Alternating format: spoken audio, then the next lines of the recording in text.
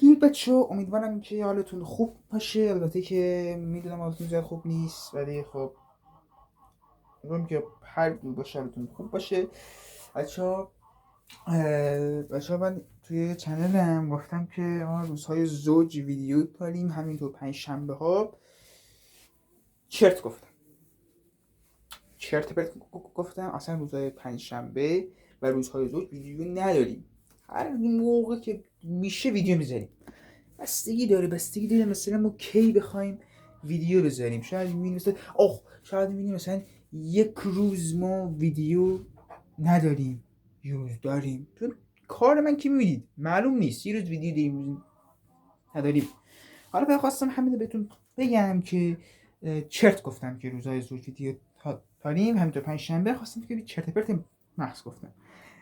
تا ویدیوهای بعدی شاید تا فردا ویدیو داشتیم، شاید هم نداشتیم. بدرود.